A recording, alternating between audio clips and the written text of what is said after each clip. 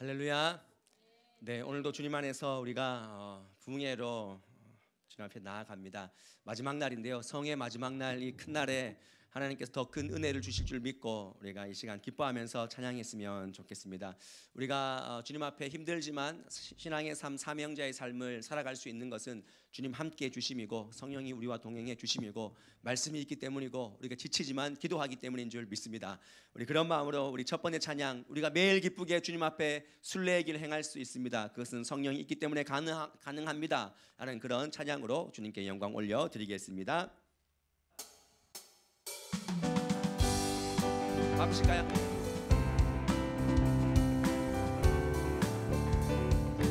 내가 매일 기쁘게 순례의 길 행함은 주의 팔이 나를 안보함이요 내가 주의 큰 복을 받는 참된 비결은 주의 영이 함께함이라. 성령이 대신에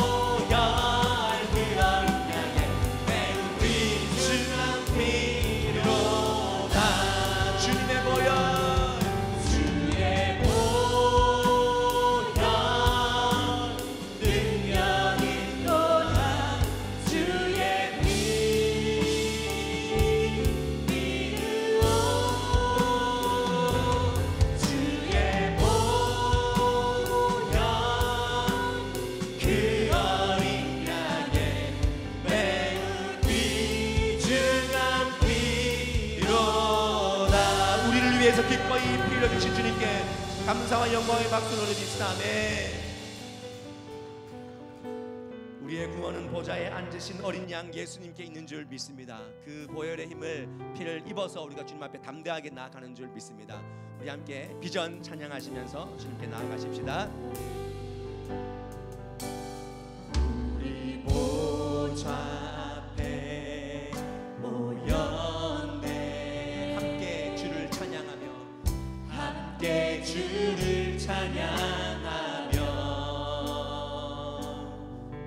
하나님의 사랑 그 아들 주셨네. 그의 피로 우린 구원받았네. 십자가에서 쏟으신 그 사랑 강같이 온 땅에 흘러 강같이 온 땅에 흘러 각 나라와 족속 백성 반원에서 구원받고 주 경배를 드리네. 구원하시니 구원하시니 보좌에 앉으신 우리 하나님과 어린 양께 있도다. 구원하시니 보좌에 앉으신 우리 하나님과 어린 양께 있도다. 다시 한번 고백합시다. 우리 보좌 앞에 우리 보좌 앞에 모였네. 함께 주를 찬양하며 하나님의 사랑 하나님의 사랑 그 아들 주셨네. 그의 피로 우린 구원받았네. 십자가에서 쏟으신 그 사랑 강같이 온 땅에 흘러 각 나라와 족속 백성 반원에서 구원받고 경배드리니 구원받고 주 경배드리니 구원하시니 보좌에 앉으신 우리 하나님과 어린 양께 있도다. 구원하시니 보좌에 앉으신 우리 하나님과 어린 양께 있고 부흥의 불길 타오르게 하소서. 부흥의 불길 타오르게 하소서. 진리의 말씀 이 땅 새롭게 하소서. 은혜의 강물 흐르게 하소서. 성령의 바람 이제 불어와 오 주의 영광 가득한 색깔 주소서. 주님 나라 오 주님 나라 이 땅에 임하소서. 임하소. 우리 간절한 마음으로 부흥의 불길 타오르게 하소서. 진리의 말씀 이 땅 새롭게 하소서. 은혜의 강물 흐르게 하소서.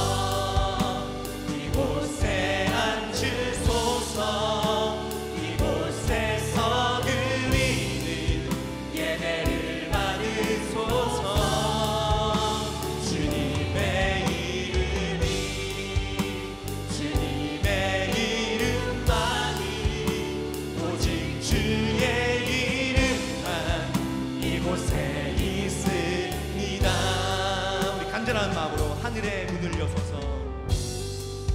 하늘의 문을 여소서. 이곳을 주목하소서. 주를 향한 노래가 꺼지지 않으니 하늘을 열고 보소서. 하늘을 열고 보소서. 이곳에 임재하소서. 이곳에 임재하소서. 주님을 기다립니다. 주님을 기다립니다. 기도의 향기가 하늘에 닿으니 주여 임재하여 주소서. 주여 임재하여 주소서. 이곳에 오셔서 이곳에 앉으소서. 이곳에서 드리는 예배를 받으소서. 주님의 이름이 주님의 이름만이 오직 주의 이름만 이곳에 있으니 이곳에 오셔서 이곳에 오셔서 이곳에 앉으소서. 이곳에서 드리는 예배를 받으소서. 주님의 이름이 주님의 이름만이 오직 주의 이름만 이곳에 있으니 두 손 높이 들고 이곳에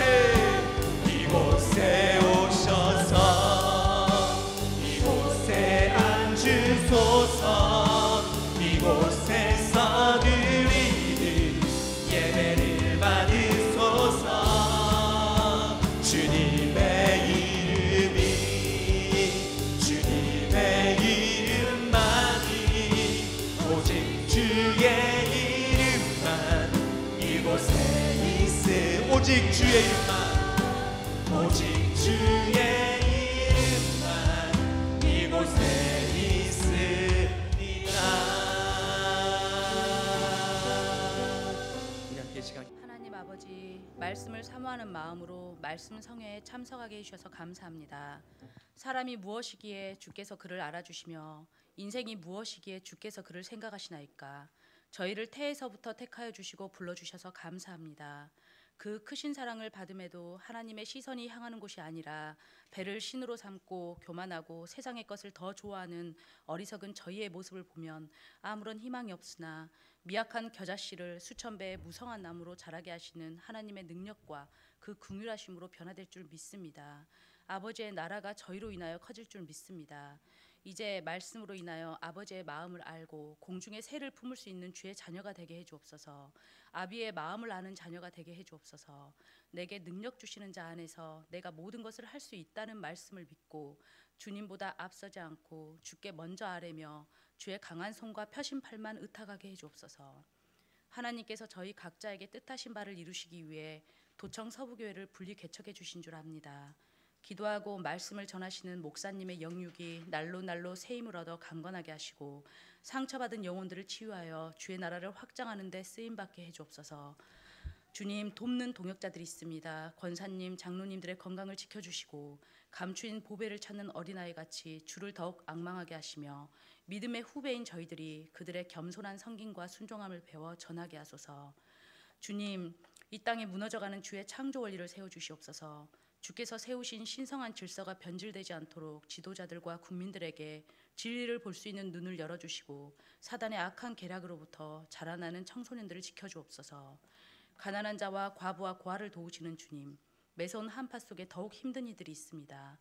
물질적인 어려움으로 고통 중에 있는 이들이 있습니다. 그들에게 살 길을 열어주시고 낙심치 않게 하여 주시옵소서. 고난으로 끝나는 것이 아니라 주께서 세우신 계획을 완성하는 통로가 되게 해주옵고 그들에게 돕는 사람, 복음 전하는 사람을 보내주시고 저희가 바로 그 돕는 자가 되게 해주옵소서. 아버지, 저희 각자가 가지고 있는 고민들이 있습니다. 해결되지 않을 것 같이 너무나 암담하고 절망적인 문제들이 있습니다. 저희는 아무런 힘이 없음을 고백합니다. 아무리 전전긍긍하며 애썼지만 할 수 없었음을 고백합니다. 그러나 암흑의 시대에도 에레미야를 통하여 회복과 소망을 약속하신 아버지를 믿습니다. 오직 아버지의 긍휼하심만 바랍니다. 이제 아버지께서 나서 주시옵소서, 도와주시옵소서. 저희의 무거운 짐들을 주께 맡깁니다. 편하고 가벼운 주님의 멍에를 메고 주 안에서 평안과 쉼을 얻을 수 있게 해 주옵소서. 완전하고 날 사랑하시는 선하신 주님의 뜻을 믿고 평생 믿음의 길을 걷게 해 주옵소서. 나는 주를 섬기는 것에 후회함이 없습니다가 일평생 저희 모두의 고백이 되고 간증이 되게 해 주옵소서. 예수님의 이름으로 기도드립니다. 아멘.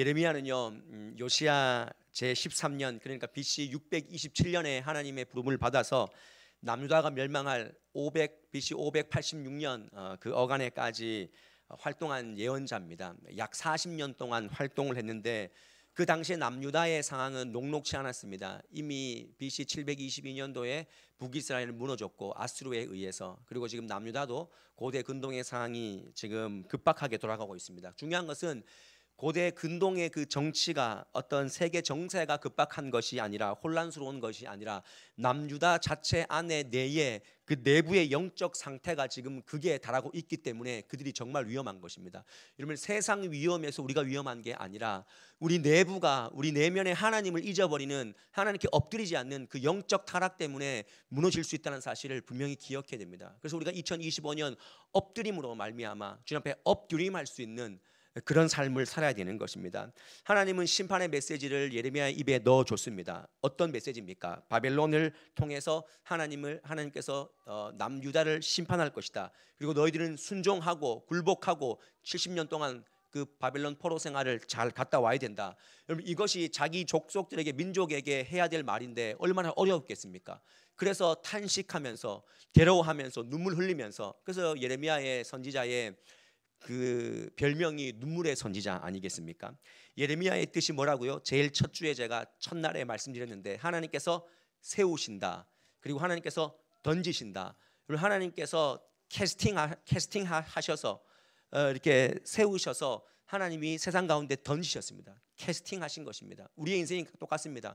하나님께서 우리를 이 세상 가운데 부르셨고 세상으로 던지실 때 우리가 어떻게 감히 나갈 수 있습니까? 우리가 나갈 수 있는 방법은 하나님 앞에 사명자로 엎드리면서 나갈 수밖에 없다라는 것입니다. 그래서 우리가 엎드려야 될 이유가 되는 것이죠.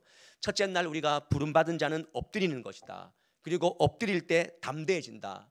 셋째 날은 엎드리는 자는 하나님 눈이 생긴다. 어제는 어떤 말씀입니까? 엎드림은 말씀으로 지속된다. 그리고 오늘 말씀은 엎드리는 자가 결국 희망을 본다라는 이런 말씀입니다. 예레미야의 영성이 여기에 다 담겨 있는 것입니다. 오늘 특별히 기도의 영성에 대해서 함께 말씀을 나눌 텐데요. 전체 숲을 다시 한번 쿵 머리로 찍고 확인하고 가도록 하겠습니다. 1장 서론, 2장에서 20장까지는 유다의 상태와 선지자의 탄식, 저희가 한번 나누었죠. 5가지 탄식. 그리고 21장부터 29장까지는 지도자들, 특별히 왕과 선지자들의 그 어떤 타락상을 고발하고 있습니다. 그리고 딱 중간에 30장에서 33장까지 예레미야를 통해서 하나님 위로의 말씀을 주십니다. 그리고 34장에서 45장 예루살렘 파괴의 전후, 예루살렘 파괴는 예레미야 39장에서 파괴가 되었습니다. 근데 그 전 상황과 그 후 상황이 34장에서 45장까지 기록되어져 있다. 그리고 46장에서 51장까지는 열방의 심판을 선언하시는 하나님의 메시지, 그리고 52장은 천부다, 부록이다, 이렇게 보시면 되는데요. 오늘은 30장부터 33장 주옥 같은, 여러분들 예레미야서를 읽으면 다 답답한 말씀인데 30장에서 33장은 눈이 확 띄면서 와, 이 말씀 너무 좋은데, 여러분들 이 말씀이 그냥 나온 말씀이 아니라는 거예요. 이 말씀의 발단과 전개가 어떻게 이루어졌는지를 알아야 이 30장에서 33장의 위로의 말씀이 우리에게 다가오는 것입니다. 발단은요, 26장의 성전에서 예레미야가 설교했을 때 거기서부터 시작됩니다. 여러분, 성전에서 예레미야가 설교했던 것은 예레미야 7장에서 나옵니다. 26장에도 나오고요. 왜 그렇겠습니까? 예배당 왔다 갔다 하는 이스라엘 백성들아, 너희는 지금 마당만 밟는 것뿐이다. 너희들 예배하는 거 다 거짓이다. 이걸 고발하는 것입니다. 그리고 그가 어떤 얘기를 했냐면, 너희가 순종하지 않았기 때문에 이 성이 온 세계의 저주거리가 될 거다. 이 메시지를 성전 앞에서 지금 외치는 겁니다. 그러니까 많은 사람들이 오가면서 돌 맞을 짓 아니겠습니까? 야, 저 사람 돌로 던져야겠다. 야, 저 어떻게 예배당 앞에서 저런 얘기를 할 수 있냐? 사실 우리아라는 한 사람도 있었지만 그 얘기 하다가 야, 너 죽을래? 해서 도망갔다가 잡혀서 실제로 죽게 된 그런 선지자도 있거든요. 그리고 27장부터 28장까지는요, 예레미야가 거짓 선지자들과 대결을 하게 됩니다. 왕이 전한 말을 하는 거죠. 왕에게 이렇게 얘기합니다. 왕은 바벨론 왕의 멍에를 메고 그들을 섬기소서, 그 백성들을 섬겨야 됩니다. 그러면 하나님께서 이 모든 죄를 사하실 것입니다. 이 메시지를 줬을 때 여러분들 얼마나 큰 저항이 있었겠습니까? 70년 동안 바벨론 포로로 갔다 와야 됩니다. 근데 그 당시에 거짓 선지자 하나냐가 어떤 메시지를 전했냐면, 여러분들 70년 동안 바벨론 섬겨야 된다, 이 메시지보다 하나냐가 했던 이 메시지가 훨씬 더 그들에게 듣기 좋았을 것입니다. 한번 읽어보도록 하겠습니다. 28장 2절과 3절 말씀, 거짓 선지자 하나냐의 메시지입니다. 읽어보겠습니다. 시작. 만군의 여호와 이스라엘의 하나님이 이같이 일러 말씀하시기를 내가 바벨론의 왕의 멍에를 꺾었느니라. 내가 바벨론의 왕 느부갓네살이 이곳에서 빼앗아 바벨론으로 옮겨간 여호와의 성전 모든 기구를 2년 안에 다시 이곳으로 되돌려 오리라. 여러분 여기에 아멘하면 안 됩니다. 거짓 선지자가 하나님은 70년을 선포했는데 하나냐는 야 2년이야. 2년이면 충분히 돌아올 수 있어. 왜냐하면 벌써 1차 포로 2차 포로 다 갔거든요. 야 이제 2년이면 다 돌아올 거야. 이렇게 얘기를 하는 거죠. 근데 결국 이렇게 선포했던 하나냐가 하나님 앞에 죽습니다. 거짓 선지자라고 예언자라고 죽게 됩니다. 그 해에 이걸 선포했던 그 해에 죽게 됩니다. 그리고 29장에는 어떤 내용이 있냐면 이제 1차 포로 2차 포로 때 바벨론으로 끌려간 그 땅에 살고 있는 백성들에게 예레미야가 편지를 씁니다. 하나님의 말씀을 받고 편지를 씁니다. 여러분들 1차 포로 때 누가 잡혀갔냐면 BC 한 605년 되는데 다니엘과 세 친구들이 그때 귀족들이 잡혀갔습니다. 그리고 2차 포로 때 누가 잡혀갔냐면은 에스겔과 같은 사람들, 그리고 에스더의 삼촌 모르드게 이런 사람들도 2차 포로 때 잡혀갔습니다. 이제 3차 포로가 남았는데 이미 포로기에 잡혀간 1, 2차 때 잡혀간 백성들에게 예레미야가 어떤 메시지를 주는가 우리가 보아야 되는데요. 혹시 여러분들 제가 계속 바벨론 포로 70년 목사님 70년 바벨론 포로 70년을 어떻게 계산합니까? 이렇게 물으시는 분들이 있을 겁니다. 요건 두 가지 기준이 있는데 첫 번째는 1차 포로로 잡혀갔던 BC 605년도를 기준으로 하면 고레스가 이제 페르시아의 정권이 이제 바벨론을 페르시아가 이제 먹고 페르시아의 고레스 왕이 그런 칙령을 내리는 거죠. 너희들 모두 고국으로 돌아가라. 이 말을 한 것이 538년인데 그때 성전을 재건하기 시작한 연도가 535년이라는 것입니다. 그러니까 제가 방금 605년도에 1차로 잡혀갔고 535년도에 성전을 재건했다. 시작했다. 그러면 그 시간을 계산해 보면 70년이 나오는 것입니다. 더 쉽게 또 학자들은 이렇게 얘기를 합니다. 586년도 BC 586년도에 시드기야 왕 때 남유다가 완전히 이제 무너졌습니다. 성이 완전히 회파되었습니다.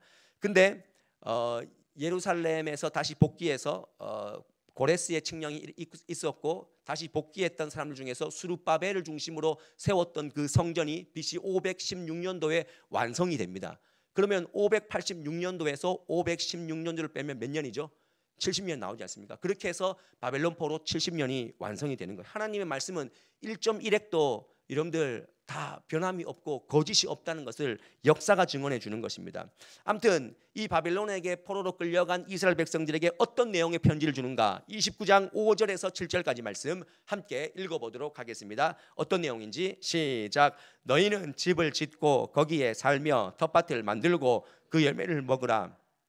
아내를 맞이하여 자녀를 낳으며 너희 아들이 아내를 맞으며 너희 딸이 남편을 맞아 그들로 자녀를 낳게 하여 너희가 거기에서 번성하고 줄어들지 아니하게 하라. 너희는 내가 사로잡혀 가게 한 그 성읍의 평안을 구하고 그를 위하여 여호와께 기도하라. 이는 그 성읍이 평안함으로 너희도 평안할 것임이라. 여러분들 이 말씀의 내용이 어떤 말씀입니까? 너희들이 거기 가서 잘 정착하고 살아야 된다. 70년 동안 잘 정착해야 된다. 정착할 정도의 삶을 유지해야 된다. 쪼그라들지 말고 거기서 더 번성하고 있어라라는 말입니다. 그러니까 아까 전에 2년 후면 돌아온다 이 하나냐의 말과는 완전히 정반되는 이 말씀을 예레미야가 편지로 쓴 것입니다. 여기서 이 말씀에서 이제 그 바벨론 포로로 끌려간 1, 2차 때 끌려간 이스라엘 백성들에게 이 말씀을 주면서 거기서 잘 살아야 된다 너네들. 근데 이게 하나님의 진심이다라는 것을 보여주시는 말씀이 있습니다. 그게 29장 10절에서 11절 말씀입니다. 굉장히 좋아하는 말씀이 여기 있는데요. 함께 읽어보도록 하겠습니다. 시작. 여호와께서 이와 같이 말씀하시니라. 바벨론에서 70년이 차면 내가 너희를 돌보고 나의 선한 말을 너희에게 성취하여 너희를 이곳으로 돌아오게 하리라. 여호와의 말씀이니라. 너희를 향한 나의 생각을 내가 아나니 평안이요 재앙이 아니라 너희에게 미래와 희망을 주는 것이라. 여러분들 바벨론 포로 70년이 내가 너희 죽이려고 하는 게 아니다. 너희를 내가 다시 재건하려고, 무너진 너희 신앙을 다시 한번 회복하려고 이 70년의 시간이 필요한 것이다. 내가 너에게 재앙을 주냐? 아니다. 평안을 주는 거다. 이것이 내 진심이고 본심이다 라는 것을 말씀하시는 것입니다. 여러분들, 이 진심을, 하나님의 진심을 누가 들을 수 있습니까? 하나님께 엎드리는 사람이 듣는다는 것입니다. 그래서 우리가 엎드리는 것입니다. 사명자 이 예레미야만 듣게 되었고, 그 들었던 말씀을 지금 이스라엘 백성들에게 편지로 쓰는 것입니다. 그래서 하나님은 이 바벨론 땅에 잡혀간 백성들이 거기서 어떻게 견뎌야 되냐, 이 70년 기간을 어떻게 보내야 되느냐라고 했을 때 그 말씀이요, 29장 12절 13절 이것이 정답입니다. 이제 이 말씀을 함께 읽어볼게요. 시작. 너희가 내게 부르짖으며 내게 와서 기도하면 내가 너희들의 기도를 들을 것이요, 너희가 온 마음으로 나를 구하면 나를 찾을 것이요 나를 만나리라. 이렇게 약속하십니다. 바벨론 포로 70년 동안 너희가 어떻게 보내야 되냐? 기도해야 돼. 내게 부르짖고 기도해. 거기서 나와 소통해. 이렇게 말하는 것입니다. 여러분, 하나님께서 잡혀간 이스라엘 백성들에게 거기서 해야 될 유일한 작업이 뭐냐면 기도하라는 것입니다. 여러분, 포로기와 같은 얼어붙은 그런 상황들 가운데 있습니까? 여러분, 그때 우리가 뭘 해야 됩니까? 하나님의 희망 솔루션이 오늘 뭐라고 말씀하고 있습니까? 하나님의 희망 솔루션은요, 기도하라고 말씀하십니다. 여러분, 오늘 다시 한번 우리가 그래서 기도의 무릎을 엎드리는 것입니다. 그래서 예레미야 30장에서 33장의 말씀이 그래서 나온 것입니다. 기도해. 기도하면 내가 30장에서 33장의 이 희망의 말씀, 소망의 약속을 너에게 이룰 거야 라고 말합니다. 오늘 이 말씀을 우리가 세세하게 좀 볼 텐데요. 여러분들, 2025년 한 해가 여러분들 기도함으로 말미암아 하나님의 희망을 완전히 전적으로 볼 수 있는 그런 한 해가 될 수 있기를 주님의 이름으로 간절히 축원드립니다.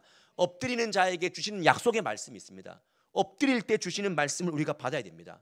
30장에 보면 바벨론 포로에서 귀환했을 때 내가 이렇게 될 거야 라고 약속하시는데 세 가지 약속을 주십니다. 그냥 시간이 없어서 쭉 적었습니다. 그냥 첫 번째는 그 땅에서 내가 다시 돌아올 거다.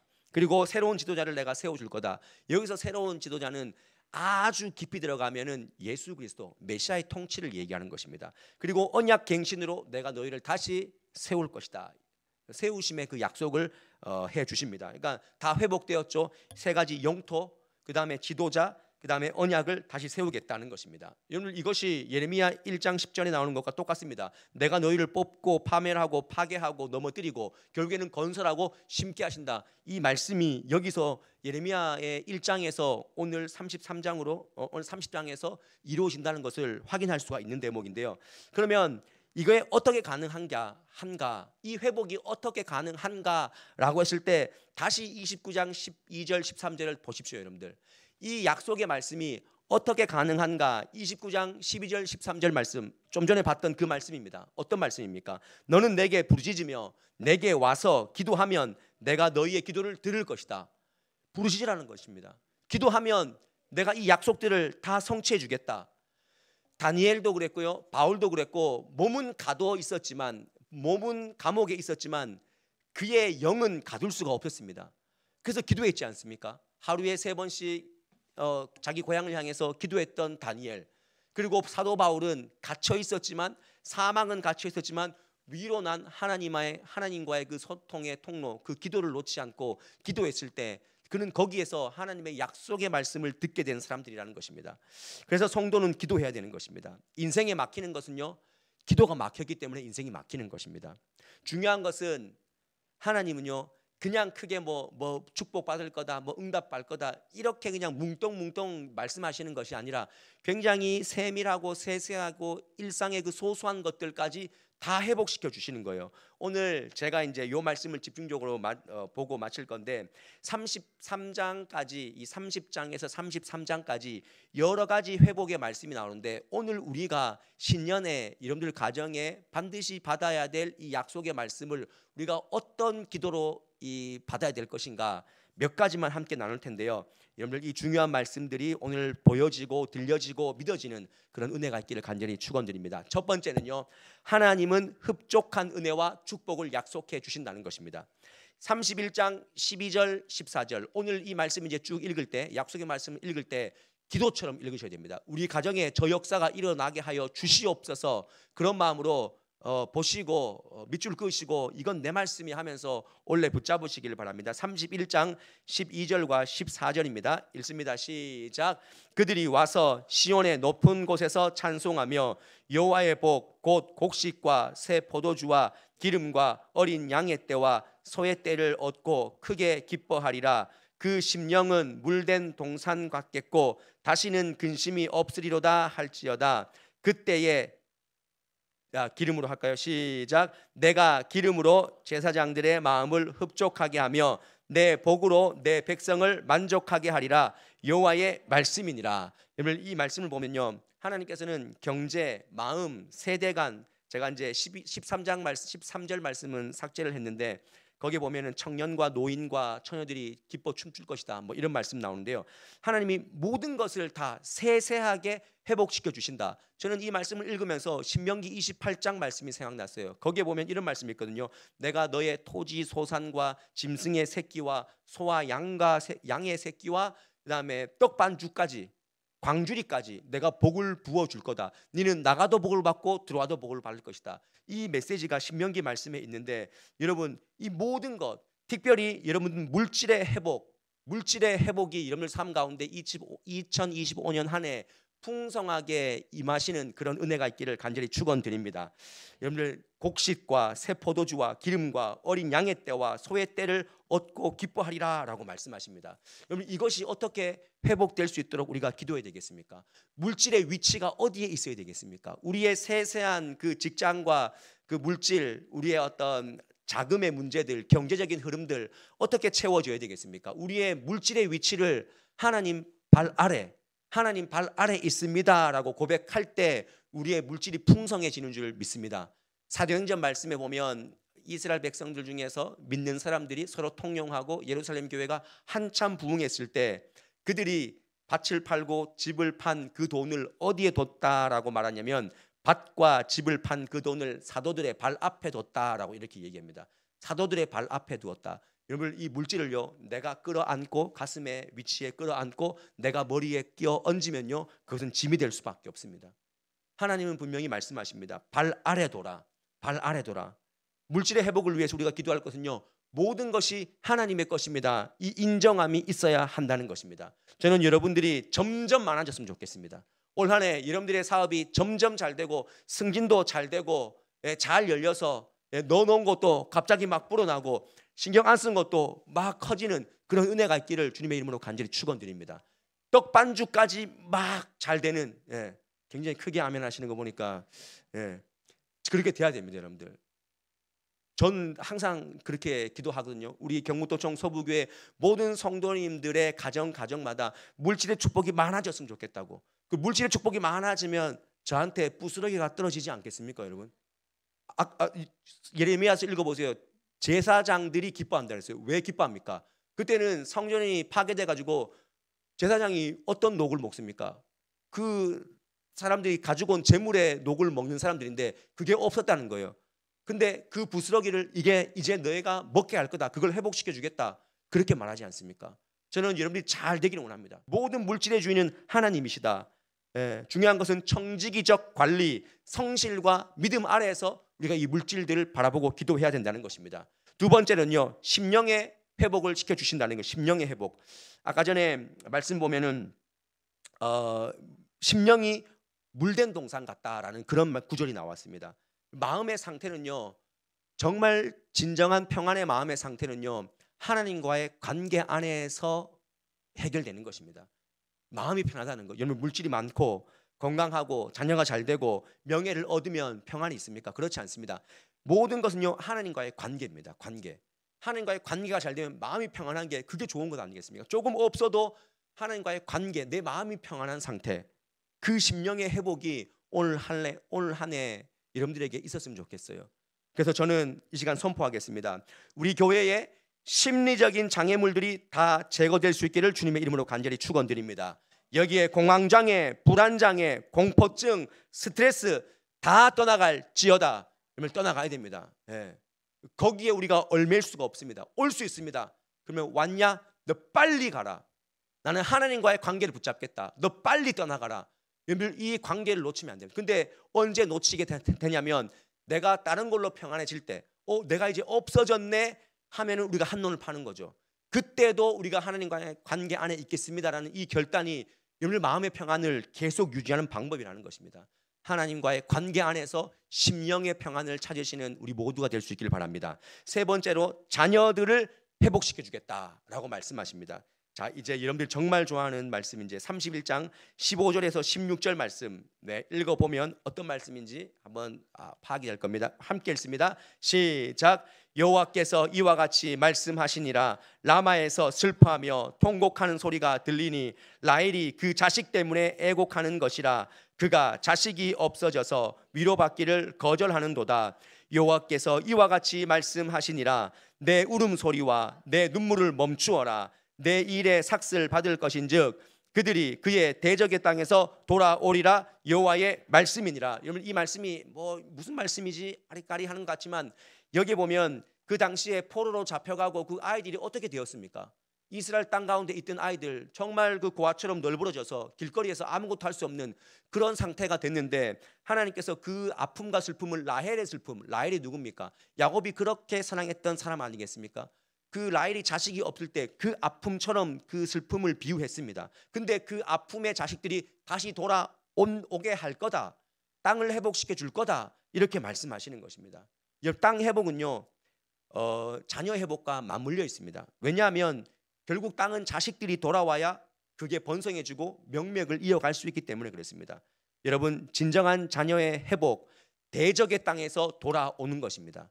대적의 땅에서. 여러분, 우리가 자녀를 위해서 기도할 때, 자녀의 회복을 위해 기도할 때 이렇게 기도하셔야 됩니다. 하나님, 우리 자녀들이 대적의 땅에서 돌아오게 하여 주시옵소서. 여러분, 예배를 멸시하고 예배가 없는 땅에서 우리 자녀들 돌아와야 되는 것입니다. 성공과 형통, 여러분, 그것을 우리가 뭐라고 말할 수 있겠습니까? 진짜 성공과 형통은요, 하나님 안에서 가능하다는 것. 그래서 창세기 6장 1절과 2절 말씀에 보면 이런 말씀이 있어요. 하나님의 아들들이 사람의 딸들과 아름다움을 보고 자기 아내로 삼았다, 이런 얘기가 있지 않습니까? 여러분, 이것은 간단하게 보면은요, 이런 말씀입니다. 경건한 자와 경건하지 않은 자가 막 섞여서 돌아간다는 거예요. 무분별하게 막 지금 섞여 있다는 거예요. 이 시대는요, 섞여 있습니다. 여러분들 한번 생각해 보세요.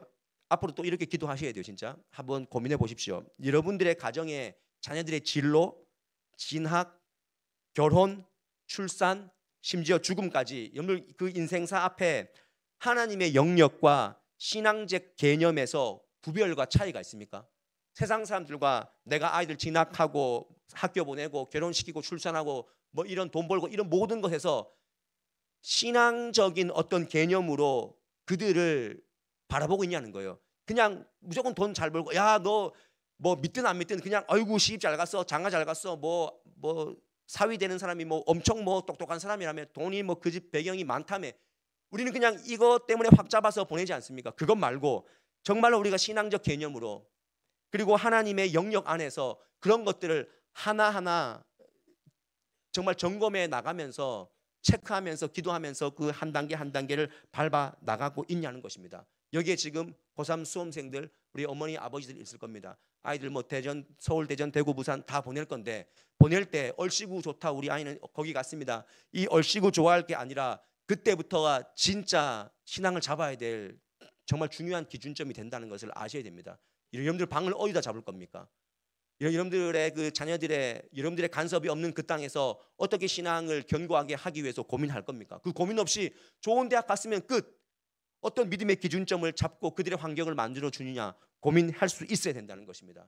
여러분, 오늘 이 말씀을 듣고 올 한 해 하나님 우리 자녀들이 정말 믿음 안에, 신앙 안에 잘 붙어 있는 그 복을 알게 해주시고, 그 기준점이 우리 가정에서는 확실하게 있게 하여 주시옵소서. 여러분, 우리가 깊이 생각하고 자녀들을 회복시켜 주겠다라고 하지만 진정한 회복이 뭔지를 고민하면서 기도해야 될 것 아니겠습니까? 시간이 많이 갔습니다. 네 번째, 하나님은 새 언약을 주시겠다는 것입니다. 새 언약, 이 말씀은 예레미야 31장 31절에서 34절까지 말씀인데 너무 기니까 굵은 글씨 한 번만 보여주세요. 굵은 글씨.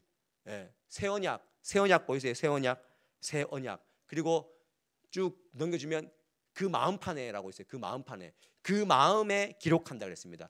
예전에는 하나님께서 돌판에다가 십계명 돌판에다가 새겨줬지만 이제는 새 언약을 너희 마음판에다가 신비에다가 새겨줄 거다라고 말합니다. 이게 어떤 말씀입니까? 내가 너희의 연약성을 안다. 인간의 약함을 안다. 너네는 마음판에 새기고 돌판에 새겨서 행위로는 절대 구원받을 사람들이 아니다. 그래서 내가 예수 그리스도를 믿음으로 말미암아 예전에는 양의 피가 필요했지만 이제 어린 양의 피 대신 예수를 믿음으로 말미암아 너희가 구원받을 수 있는 새 언약을 주겠다라고 약속하시는 것입니다. 그래서 오늘 우리가 이 새 언약의 말씀을 주시겠다라고 하는 이 말씀 앞에 어떻게 기도해야 되냐면, 주님, 우리가 그 언약 안에서 구원을 누릴 수 있는 백성 되게 해 주십시오. 그렇게 기도해야 될 줄 믿습니다.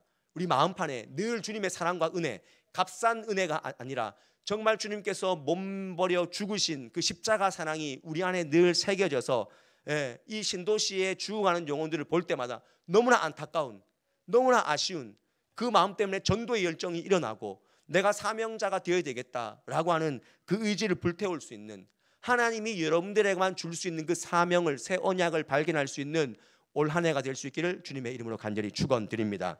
근데 여러분들 이렇게 막 세네 가지 약속을 더 있는데 약속을 주셔도 예레미야가 32장에 보면 하나님은 그 모든 일을 하실 줄 아는 분인 줄 제가 압니다. 근데 제 마음은 너무 괴롭습니다. 이렇게 얘기합니다. 그랬을 때 예레미야에게 어떤 말씀을 주셨냐면, 그때 여러분들이 정말 좋아하는 예레미야서 33장 3절 말씀을 주십니다. 우리 함께 이 말씀을 외우시는 분도 있지만 암송하시는 분도 있지만 한번 읽어보겠습니다. 시작. 너는 내게 부르짖으라. 내가 내게 응답하겠고 내가 알지 못하는 크고 은밀한 일을 내게 보이리라 그랬습니다. 이게 굉장히 유명한 말씀이잖아요.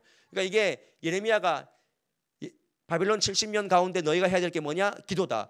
기도하면 내가 약속 보여줄게. 하나님, 약속을 아는데 너무 힘들어요. 그렇기 때문에 더 기도해야 된다. 그러면 또 약속 준다. 지금 이 패턴입니다. 계속 샌드위치예요. 기도하면 약속 보여줄게. 약속이 희미한 것 같아요. 그렇기 때문에 기도하라는 거다 라고 하시는 거죠. 여러분, 기도하면 말씀이 보이고 흐릿할 것 같은데 또 기도하면 하나님의 말씀이 더 선명하게 보이는 줄 믿습니다. 그래서 빨리 지나갈게요. 또 세 가지 또 약속을 주세요. 어떤 약속을 주냐면 치유와 회복과 세움과 용서, 예배의 회복을 주겠다. 그리고 공의로운 가지를 나게 하겠다. 예수님의 어떤 메시아 대망 사상까지 이렇게 가는 것입니다. 저는 저 예배의 회복을 간절히 소망합니다. 여러분, 그 영혼들 예배 회복이 있으면 좋겠다. 우리가 예배의 회복이라고 할 때 우리의 사명을 좀 예배의 회복과 조금 맞물려서 생각해 볼 수 있어야 돼요. 우리만 예배 회복되는 것이 아니라 예배로 은혜 받은 사람이 예배하지 못하는 사람들을 예배의 자리에 데리고 오는 것이, 이게 진짜 예배의 회복이라는 거예요. 그래서 우리가 그 예배의 회복을 위해서 기도할 수 있어야 돼요. 그것이 우리 도청 서부교회의 정체성인 줄 믿습니다. 결론의 말씀이 이겁니다. 30장에서 33장 말씀이 언약과 회복의 말씀인데, 이 언약과 회복의 말씀이 뚜렷하게 보이려면 두 가지 기도가 필요한데요. 아까 29장 12절 말씀에 한번 보시죠. 29장 12절 말씀 읽어볼게요. 시작. 너희가 내게 부르짖으며 내게 와서 기도하면 내가 너희의 기도를 들을 것이다 그랬습니다. 기도하면 내가 약속 보여줄게. 근데 예레미야가 이 약속 아는데 마음이 괴로워요. 그랬을 때 또 말씀하십니다. 33장 3절 시작. 너는 내게 부르짖으라. 내가 내게 응답하겠고 내가 내게 알지 못하는 크고 은밀한 일을 내게 보이리라. 또 다시 기도해야 된다. 야, 흐릿하냐? 또 기도해라. 올 한 해 여러분들 신년은 지금 막 부흥회 때문에 막 좋은 것 같다가 조금 식어가고 하나님 약속의 말씀이 더디게 느껴지는 경우가 있을 때 뭘 해야 됩니까? 기도하시길 바랍니다. 기도의 끈을 묶고 다시 한번 기도하실 수 있기를 바랍니다. 그러면 또 하나님의 약속의 말씀이 환하게 보이다가 또 살다가 또 힘들면 또 어떻게 해야 돼요? 그때 더 엎드리는 거죠. 물론 기도를 하다가 하지 말고 그게 아니라 그 기도의 끈을, 내가 간절한 기도의 끈을 계속 붙잡고 나갈 때 희미하지만 하나님의 약속의 말씀이 우리에게 임하게 된다는 것입니다. 오늘 이 말씀을 붙잡고 너는 내게 부르짖으면 약속 보여줄게. 희미합니다. 그러면 더 부르짖으라. 그럼 내가 내게 은밀한 것을 보여주겠다라고 말씀하시는 하나님의 이 약속의 말씀을 우리가 붙잡고 우리는 기도해야 된다. 결국 엎드리는 자가 희망을 본다는 사실. 우리 제목 다시 한번 읽고 마치겠습니다. 시작. 엎드리는 자가 결국 희망을 본다. 납작 엎드리십시오. 저도 납작 엎드리겠습니다.